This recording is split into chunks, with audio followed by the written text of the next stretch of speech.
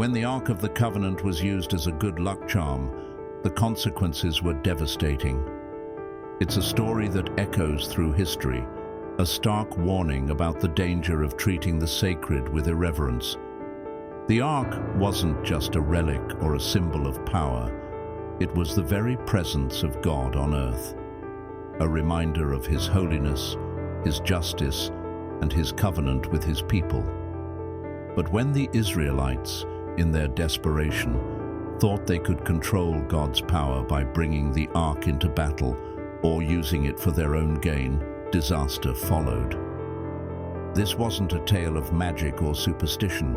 It was a lesson in the unshakable truth that God cannot be manipulated, and His presence is not to be treated as a tool for human ambition.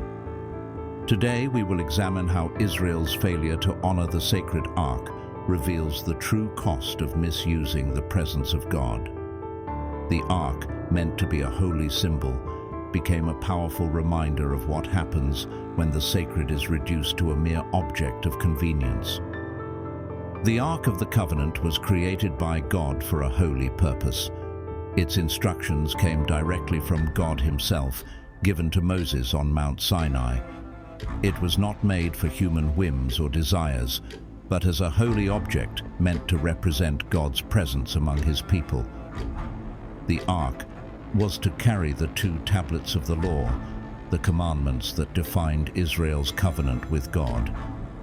It was to be placed in the innermost part of the tabernacle, the most sacred space where God would meet with His people. The Ark was the place where God's presence dwelt between the cherubim on the mercy seat. It was a constant reminder that God was with Israel, leading them, protecting them, and blessing them according to His covenant. In Exodus 25, verses 10 to 22, God gave Moses detailed instructions on how to build the Ark. God commanded Moses to build an ark of acacia wood, overlaid with pure gold inside and out. It was to be 2.5 cubits long, 1.5 cubits wide, and 1.5 cubits high. The Ark was to have 4 gold rings, 2 on each side, for carrying it with gold-covered acacia poles that were to remain attached. Inside the Ark, Moses was to place the tablets of the covenant law. An atonement cover of pure gold, 2.5 cubits long, 1.5 cubits wide, was to be made. 2 cherubim of hammered gold were to be placed at either end of the cover, with their wings spread upward, overshadowing it. The cherubim were to face each other, looking at the cover. The cover was to be placed on top of the Ark, and there, above the cover, between the cherubim, God promised to meet with Moses and give His commands for the Israelites. When the Israelites first carried the Ark, they understood its sacred purpose. It was a symbol of God's presence with them, a covenant between them and the Almighty. The Ark was to be revered, treated with the utmost holiness, and it was never meant to be used as a tool for personal gain. But unfortunately, over time, Israel began to treat the Ark not as the throne of God, but as a good luck charm, something they could use to secure victory, wealth, or favor. They lost sight of its true significance, and when they did, they paid a price they could never have imagined. One of the most glaring examples of this misuse came during a battle with the Philistines. The Israelites, defeated and desperate, decided to bring the Ark of the Covenant to the battlefield, hoping that it would ensure their victory. They thought that the mere presence of the Ark would guarantee God's favor, that the Ark was some kind of magical object that would win their battles for them. But they were wrong. In 1 Samuel 4:3-5, when the Ark was brought into the camp, raised a great shout, as though the Ark alone could bring victory. But their shout was not a cry of reverence, it was a cry of superstition. They had forgotten that the Ark represented God's holy presence, not a talisman that could be summoned at will. The result was catastrophic. 30,000 Israelite soldiers died, and the Ark was captured by the Philistines. The very presence of God, which was meant to lead them, had been treated as a mere object of manipulation, and it led to their downfall.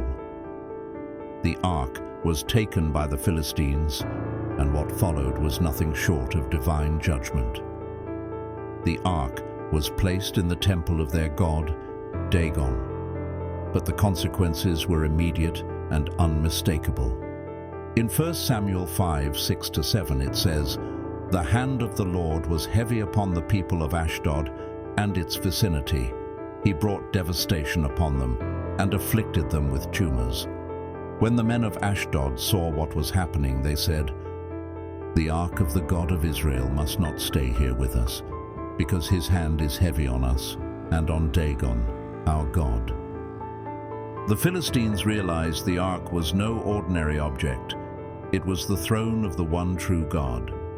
The very God they had attempted to mock and manipulate had turned his hand against them. They returned the ark to Israel, but the damage had already been done. The misuse of God's presence had not only brought disaster to Israel, but also to those who sought to wield it for their own purposes. What Israel failed to understand was that God's presence is not something to be used. It is not a tool for us to control, not a weapon we can wield for personal gain. When we treat God's holiness as a mere object of convenience, when we think we can summon his power on demand, we dishonor him. God does not work according to our whims or desires. His ways are higher than our ways. His thoughts are higher than our thoughts. The Ark of the Covenant was not a mere object for Israel to manipulate. It was the symbol of God's covenant, his holiness, his justice, and his mercy. The greatest danger in this story is not just what happened to Israel. It's the temptation that still lingers today. We live in a world that often treats God's presence casually, as something to be used when convenient. We pray when we need something. We seek God when we want something to change, but when the times are good, we forget his holiness. The story of the ark is a warning to all of us. Just as Israel's misusing of the ark brought disaster, so too will the misuse of God's presence in our lives.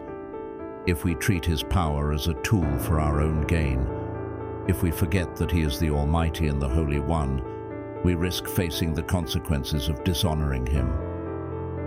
The ultimate message is clear. God is not a tool to be used for our own benefit. He is the Almighty, and his presence is sacred. We are called to honor him, to seek his will, and to recognize that his presence in our lives is a gift, not a possession to be manipulated. God is not here to serve our plans. We are here to serve his. We cannot afford to treat God like a good luck charm, something we turn to only when we need him. We must seek him with reverence, with humility, and with a heart that recognizes his glory and his authority.